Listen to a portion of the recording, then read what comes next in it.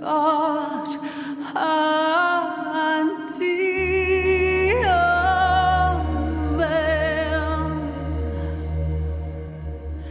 you take me far away under sycamore trees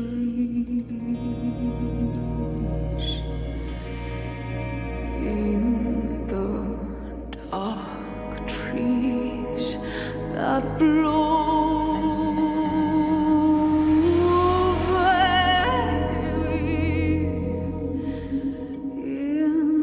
Dark trees that blow.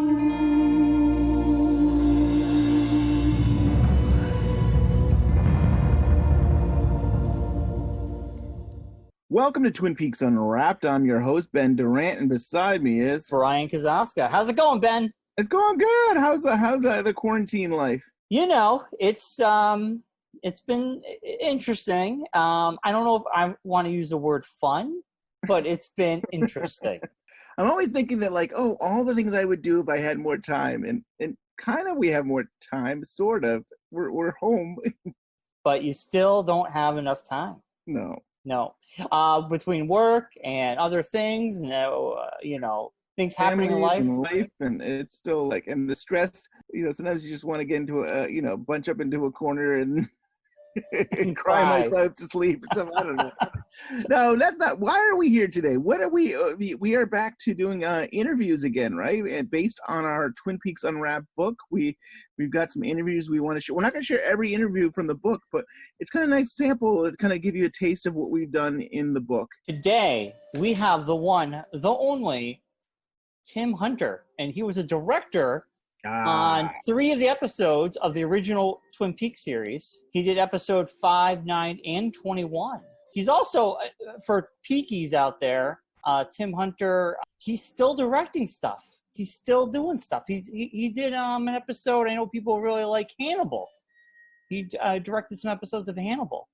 He's one of the best directors, I think, of Twin Peaks. There's so many good directors, but he was definitely one of the best. Yeah.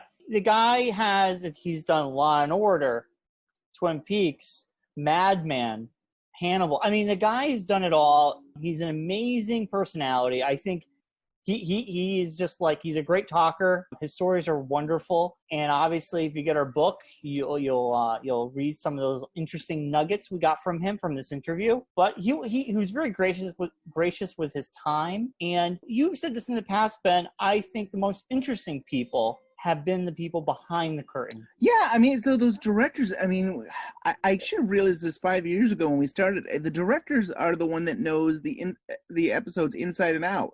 They're the ones that have to go over the script and get all the shots together and work with the actors and all the other people that make up the show, the editing and all that. So if anybody's going to know an episode or really know the show, it's going to be the director. Right. And man, I think we struck gold with Tim Hunter. So let's listen. Hello. Hi, it's Ben Durant. How you doing?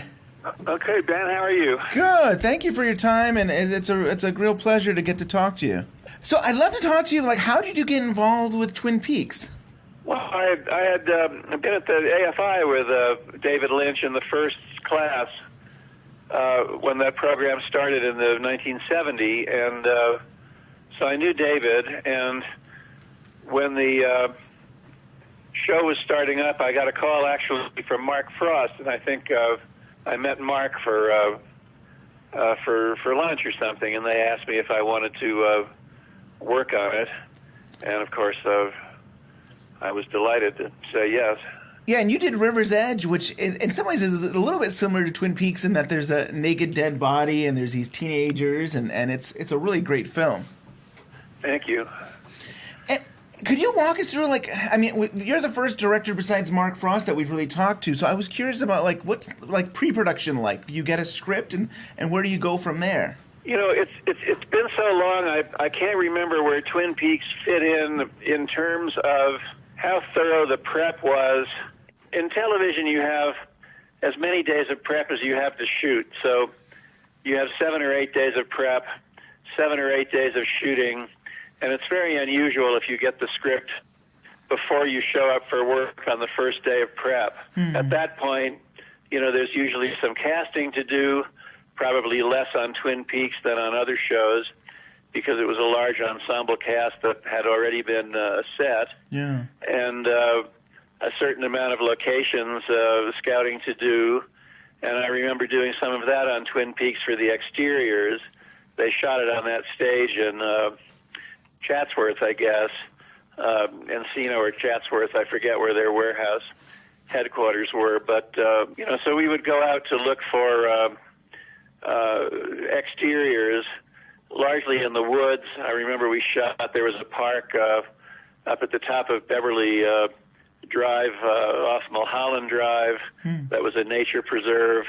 We went to Westlake Village, which had a certain amount of woods and an outdoor feeling to it, stuff like that. So you do whatever casting you need to do. You find whatever locations you need to find. You have a certain number of production meetings with department heads and the producers, and organize whatever it is you need to organize for the show, and then you just plunge in and shoot the thing. TV, even on Twin Peaks, is often for a director like being dealt a hand of poker, and you just have to sort of take the cards you're dealt and play it the best way you can. Fortunately, at the beginning of Twin Peaks, it was wonderful material, and everybody knew that we were working on something really special. For episode 4, which is like the llama veterinarian episode, I look at the script That's and what I remember about it. Yeah. In the script there's no llama, so I was wondering, is that your idea to bring the llama into the show? That was actually my idea. I suggested the llama, and I imagine it was because driving around places like Topanga Canyon and places where, in fact, we were actually going to shoot that sequence in the Vets episode, there were llamas all over the place. So I think I did suggest that. There's a lovely moment there where Kyle MacLachlan and the llama actually make eye contact for a second, and that's the thing I remember most about that episode. I love that. Yes. And of course it makes you think of Dalai Lama there. Like he was really into the Dalai Lama, and you have actual llama. Yeah. As a director, I wonder what your style is of working with the actors. Do you let them contribute ideas? Do you let them improv, or do you really try to keep them to the script? Depends on the show and the situation. Television is run by producer writers for the most part. Yeah. So it's rare that they want the directors to encourage the actors to deviate from the script. Sometimes you're told that a certain actor, they like the way he reworks the dialogue to suit his own cadences. It's okay to let them go. Sometimes they say if an actor wants to do another line, or you have an idea for another line, just run it by us first. Sometimes they say if you feel that the dialogue is being changed and it's expedient for you to shoot it, but make sure you have the scripted dialogue in the can so it can be worked any way the producers want to in the cutting room. I don't think anybody was ad-libbing very much on Twin Peaks. Yeah. It was very specifically written, with certain cadences and in a very stylized manner. So the actors were all into it, and it was a lot of fun because there was always an element of the mysterious about it. Definitely. And I thought I heard something like maybe like Russ Tamlin wanted to do like a magic trick. Maybe you let him do that. Probably like when he was sitting there with Cooper, talking about, what is it, probably about Laura Palmer and about confidentiality. But I think he might have done like some kind of a magic trick that you probably let him do. Yeah. I don't remember to what extent that was vetted with the producers. I do remember that Russ liked doing this sleight of hand stuff, and of course it was a lot of fun. So whether or not I let him do it on my authority or whether it was sanctioned from above, I don't remember, but obviously everybody enjoyed it. And Leslie Linka Glatter had mentioned that in the first season the directors kind of hung out with each other, and that it wasn't normal. Usually a director would film his or her a show and then would leave, and she had mentioned that you still and others kind of hung around. What was that like, the first season, kind of being with everybody? I think that's true. I remember going out to lunch with Leslie a number of times on Twin Peaks, and it's true. It doesn't really happen very much. You know, TV is staggered so that while one director is prepping, the other director is shooting, and then once that director starts shooting, a new director starts prepping. Yeah. And it's just checkerboarded that way without anybody losing a day. But it was because the material was so special. David and Mark, you know, had created something so unique. Cast was so wonderful. And the directors were given a fair amount of freedom in the first, I think throughout on Twin Peaks, more than on other shows. Certainly we were given a fair amount of stylistic freedom.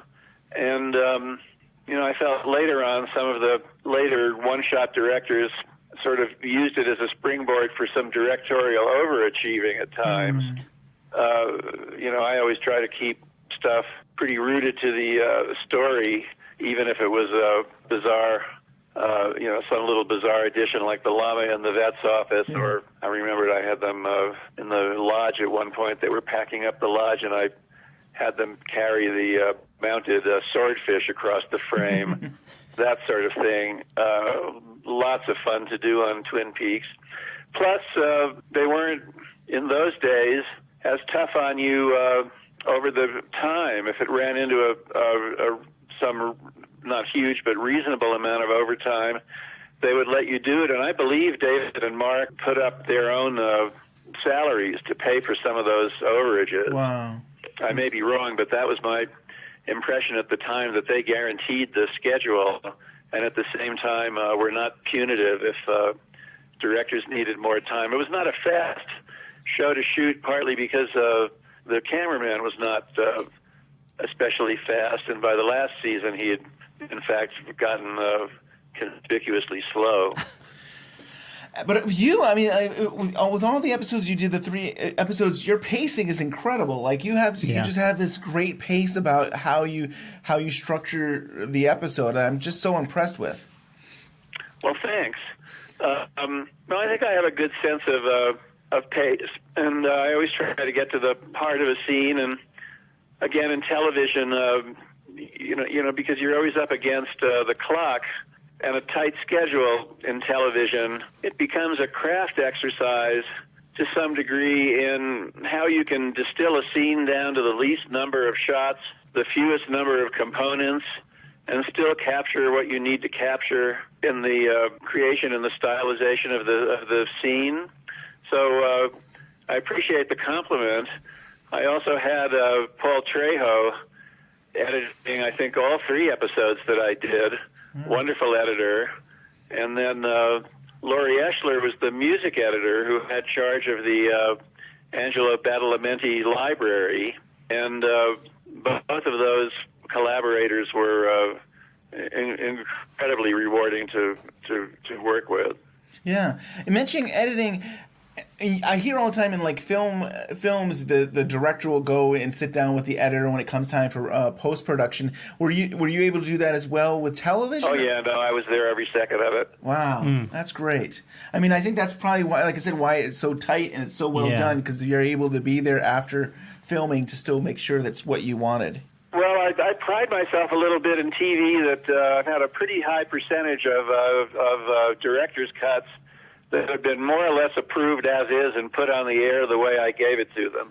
The producers almost invariably have to trim out a minute or two, but beyond that, a pretty rewarding history of not having to have had scenes recut or restructured as such. But yeah, no, I wouldn't have missed a minute of the editing, not on this material, not on any material for that matter, unless I'm, have some huge conflict. Yeah, I'm there for the run until I turn in a director's cut. And at that point, in TV, they never want to see you again once you've turned in the director's cut. But that's fine. Yeah. That's the medium. And what was the atmosphere like in season 2? So you did. I mean, there was actually a big jump. I mean, you guys were able to. All of season 1 was filmed together, and then it was a time period, and then you come back and you have new cast, and it's a bigger show. And what was season 2 like coming back to it? I never could figure out how they numbered the seasons in Twin Peaks, but if you're talking about the last episode, because I did the next to the last episode, right? Is that what you're talking about? I guess I guess you would have come back. I know the numbers everybody has different numbers. I guess you would have, the first time you would have come back for season 2 would have been the Leland Palmer death.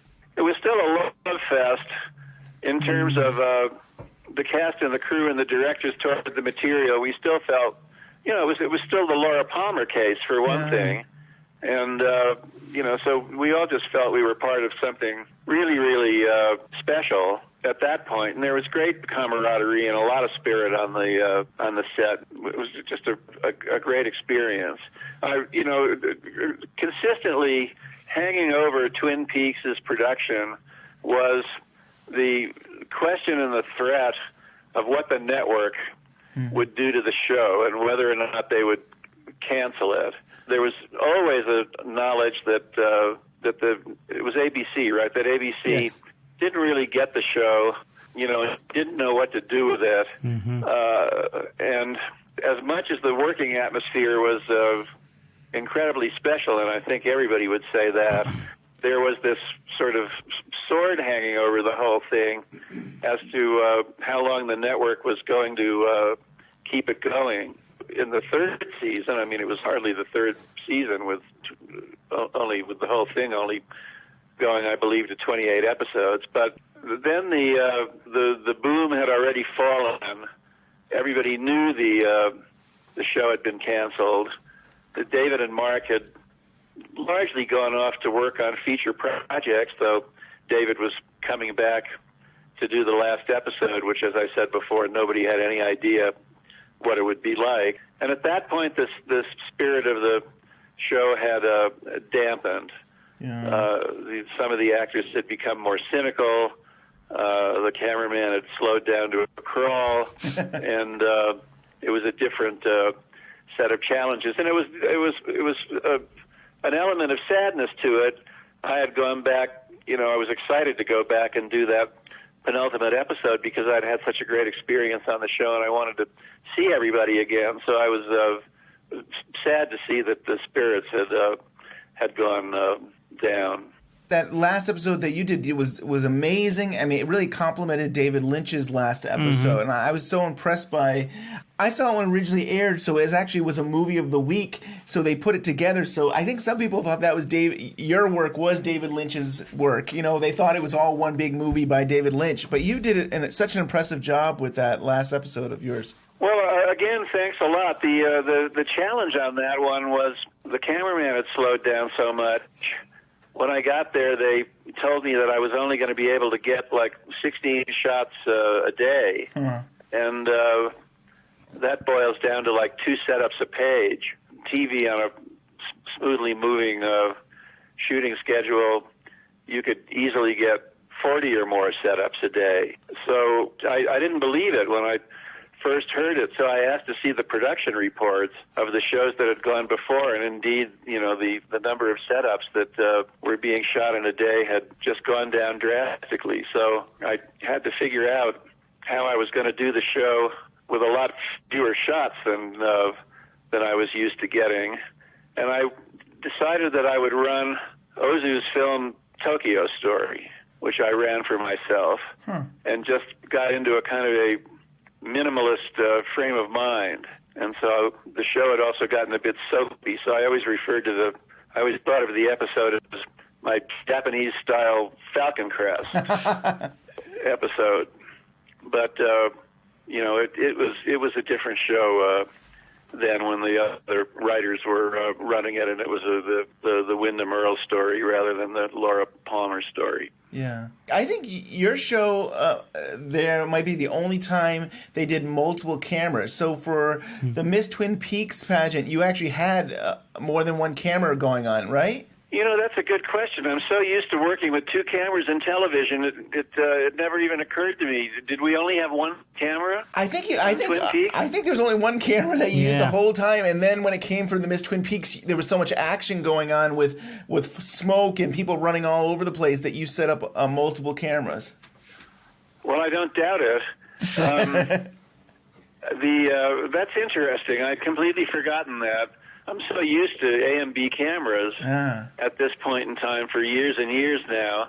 I'd forgotten if Twin Peaks was only a single camera show. Back in the day when they first started doing that, I suppose there was a question, and it centered largely around the cameramen, because some cameramen didn't like shooting two cameras at once because they felt, that they would get in each other's way or it would compromise the lighting on occasion. I always felt that the best way to use two cameras was not to just set them up on the same thing and shoot two different sizes, but really to use them in a way where you would get two separate shots and advance the action a lot more quickly than if you were shooting one camera at a time. Yeah. Nowadays, I've done shows where it's been standard to have three cameras rolling at the same time. Wow. I love it. I love it all, to tell you the truth. The more cameras I can get rolling on it, the better, although I'm not one to just shoot stuff indiscriminately in all kinds of different sizes. I plan it out pretty carefully, but still, it's wonderful to get the extra angles or pick out the details with a second or a third camera. Again, it depends a lot on the DP, how comfortable the director of photography is shooting multiple cameras and how it affects their lighting. Leland? That's not Leland. How did you know? Laura told me in her dream. And I was wondering what was the secrecy on set was like. I mean, you came back to do the death of Leland Palmer, where Cooper finally finds out who killed Laura Palmer, and there was scripts would have Ben being the killer, and they had all kinds of different ways of trying to keep the secret. Well, as a director, how was it for you to be on the set and make sure that nothing got revealed? I've always been good at keeping my mouth shut. I think that's probably all I had to worry about. My father was a blacklisted writer during the McCarthy era. Wow. And I had to keep it secret when he was working on TV shows under an assumed name because the FBI would show up at the door. Oh my. So I've always been pretty good at keeping my mouth shut when the situation required it. When I originally saw the show, I mean, Leland had died, and then all these men go into the woods and they talk about what happened to Bob. Seen some strange things, but this is way off the map. I'm having a hard time believing.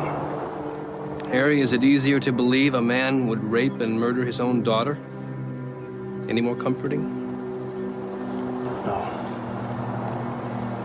An evil that great in this beautiful world.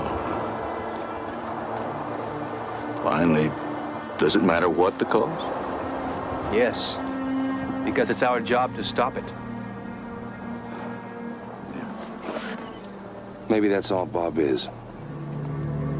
The evil that men do. Maybe it doesn't matter what we call it. And I really thought the show was over. I thought that was the last episode. I mean, it had wrapped up the Laura Palmer case, and I just thought, wow, that's how we end it. And then it comes back. Did you question how would this show go on without a Laura Palmer case? No, because it was David coming in after that episode, right? And you just knew that he was going to do something that was more abstract and personal and phantasmagorical and thematic. And I always felt that they used me to some extent as a utility man on that show. In one case, I think I came in after David, and I felt, that my purpose was to kind of reorient the story and get everything kind of clear again in the audience's mind. And then there were those times where I went right before David, and I felt that my function was to kind of clarify the story, get the story into focus in the minds of the audience so that David could then come in and do whatever the hell it was he wanted to do. Yeah. Well, you did it. You did a great job with that. And Wyndham Earle, I mean, and in that episode right before Lynch, Wyndham Earle at the beginning has white face, and he's just like a black mouth, and he has the spiders dangling over Leo. Did you come up with this idea of I don't know what you want to say. Is it? I think I heard it was. I don't know if it was Oriental or what it was. It was Kabuki? The black teeth is for me. Yeah. And that was an homage to Japanese cinema because I had watched Ozu and Mitsuguchi before directing the episode, and so that was an inside gag for me as an homage to Japanese films that I watched before doing the episode. You know, if you look at those Mitsuguchi geisha films that are so wonderful, The Life of Oharu and other films in that period, I guess it was fashionable in those days to black the teeth out. Yeah. So that was where that came from. Well, it was very haunting. It was such a very like. And it seemed that Lynch reused that imagery later on. Maybe in Firewalk with Me, you're thinking it's similar. It is very similar. Yeah.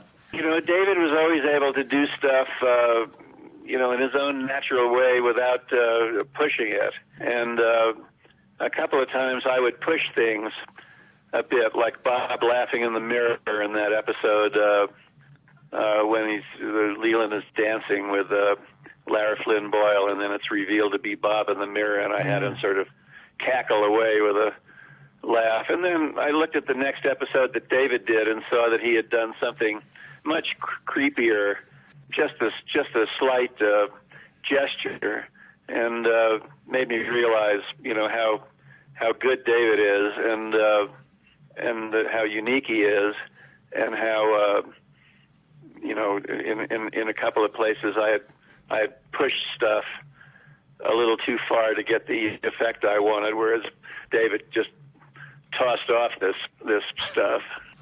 I always thought your work really complemented David's work very well. I mean, like, I'm sure you've heard this before, but many people say you're probably the second best director of Twin Peaks. I mean, the work that you did is just amazing. I mean, it really is something else. Well, I appreciate it. Certainly, the show has had a long life, and it was wonderful to be a part of it way back then. I still have my crew shirt and my hat. Oh, that's awesome. The other question I have for you, so this is another script thing that you probably don't know the answer, but you know, in yours, Wyndham Earle and Cooper in the script actually confront each other. They're on the catwalk and they actually have dialogue back and forth, whereas your episode didn't have them confront each other in the show, and David never really got it because they were in the red room and they didn't really. Do you remember if that got filmed, Wyndham and Earle on the catwalk? There was. Was it in the script of my episode and yes. It never happened? That's right. That's odd. No, I don't remember what those circumstances were.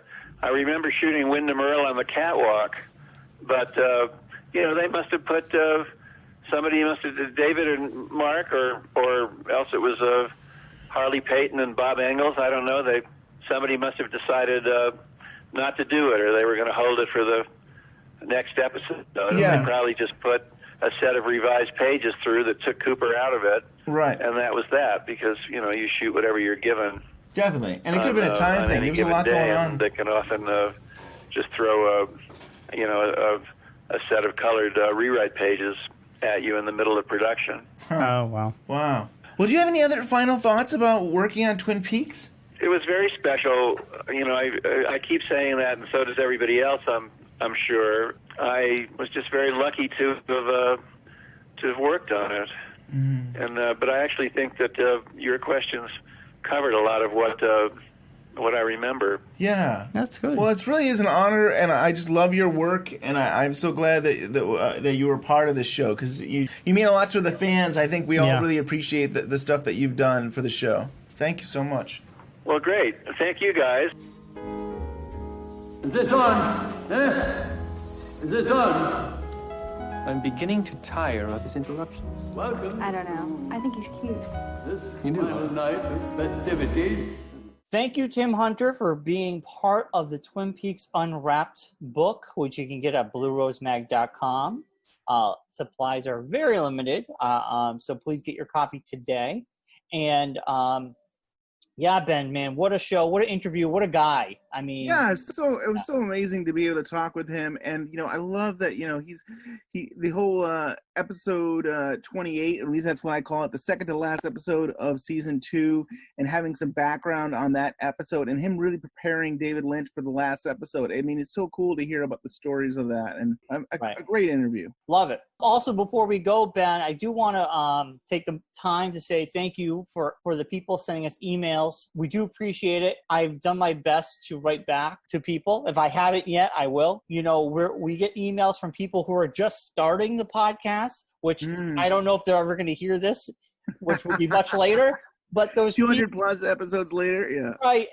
We have some very nice emails, and we get emails criticizing our past, and that's what we were doing back then. We were a little sloppy. We weren't perfect, and we appreciate the criticism. But as you go through our back catalog up till now, our show has definitely become more polished. Yes. And become more professional. But we do appreciate the criticisms because it does help us make us a better podcast, and we've taken those to heart years ago. But we're always improving. We're always trying to make the show better. But we do appreciate it. And the lovely emails where people are just happy to have us in their ears during quarantine. They're rewatching the show yet again, and they're like, I have known to talk to you about this, and they jump into our show and they love it. And we thank you for joining Twin Peaks Unwrapped, and we appreciate all the feedback. Yeah, totally, definitely. And yeah, and like one last thing with Tim Hunter, you know, if you like this interview that we did, I recommend, you haven't gotten the book, Twin Peaks Unwrapped, the book, and it's got a lot more great interviews, a lot more directors we've interviewed, and yeah, you can get it at bluerosemag.com. And you know, also I want to remind people that we've been watching online Twin Peaks together on our watch parties at Cast. Yeah, we have it in the show notes. But we are entering season 3. We're gonna start watching season 3 of Twin Peaks. That is so exciting. I haven't watched it fully all the way through since way back when it was airing and stuff. So this is exciting to be every week. We're watching 2 parts up until October when we end season 3. Yeah, so cool. Ben, I mean, kudos to you. You've done season 1, 2, Firewalk with me, going to season 3. This is going to take us till October, I'm sure. But Yes. And you've got some great guests to come on and surprise people. So yeah, we have people delivering the message. We have actors who are delivering their like hello messages and stuff. Not every week, but we try to as often as we can. We get Twin Peaks actors to just say hi to the people who join us. So it's kind of a special little thing we do for people who are part of the watch party. And with all that, Ben, that's been a show. If you have a comment, question, or theory, give us an email at twinpeaksunwrapped@gmail.com. You can like us on the old Facebook. You can tweet us at Twin Peaks Unwrapped. Give us that 5-star review on iTunes. Leave us a comment if you'd like. That would be fantastic. We're on Spotify. We're on all the podcast places by now. You'll find us. Also, TeePublic has decided to join into the mask making business. And if you order a Twin Peaks Unwrapped mask, they do donate. For every one bought, they donate a mask to people who need them in the medical field. So you can hop on TeePublic. You can buy a shirt. You can buy yourself a mask now, which is kind of cool. I got to get one for myself. I got to get one too. That's awesome. So yeah, cool. I need more masks since we're going to be we're basically in a world where we all wear masks now. I need more than just one. Yes, for sure. All right, everybody. We'll see you in a few weeks. There's worse places to start than this Twin Peaks. It's like a fairy tale. You're the queen.